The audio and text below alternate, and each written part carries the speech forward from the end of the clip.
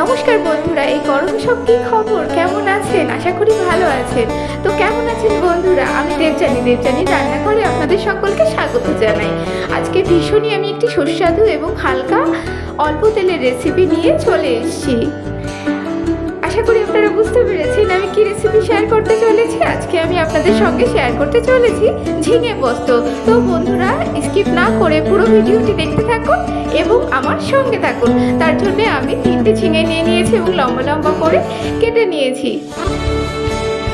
আমি ফ্রাই প্যানে খুব অল্প পরিমাণে তেল ব্যবহার করেছি, সেই সঙ্গে একটি শুকনো লঙ্কা এবং আস্ত জিরে ফোড়ন হিসাবে দিয়েছি।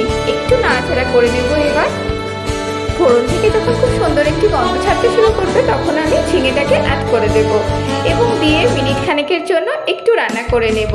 এবং সেই সঙ্গে সঙ্গে আমি হলুদ এবং স্বাদ মতন লবণটাকেও দিয়ে দেব এবং সেই সঙ্গে আমি কাঁচা এবং পাকা 2টি লঙ্কা দিয়ে দেব এবং পুনরায় মিনিট খানেকের জন্য আবার রান্না করতে শুরু করব। মিনিট খানেক ধরে আমি খুব সুন্দর করে ভালো করে এটাকে একটু রান্না করে নেব। ঝিঙের থেকে যখন জল ছাড়তে শুরু করবে তখন আমি পোস্তটাকে অ্যাড করে দেবো। আমি এখানে 2 চামচ পোস্তের ব্যবহার করেছি। পোস্তটাকে দেওয়ার পরে আমি মোটামুটি মিনিট 1.5 মতন কষিয়ে নেব। বন্ধুরা, এই রান্নাটি ভীষণই অল্প সময়ে হয়ে যায় এবং আমি এখানে আলাদা করে জলের ব্যবহার করব না। ঝিঙের থেকে যে জল রিলিজ করবে আমি সেই জলেই পুরো রান্নাটি করে ফেলবো।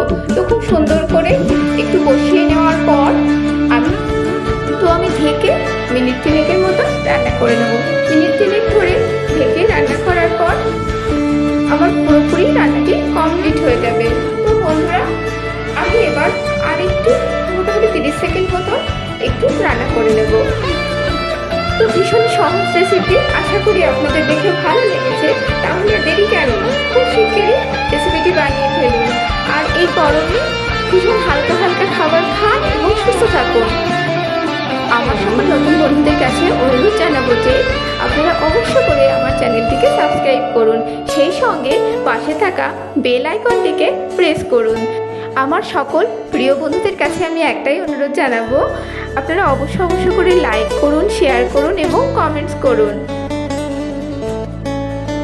আমি বুঝবো কি করে আমার ভিডিওগুলো আপনাদের কেমন লাগছে।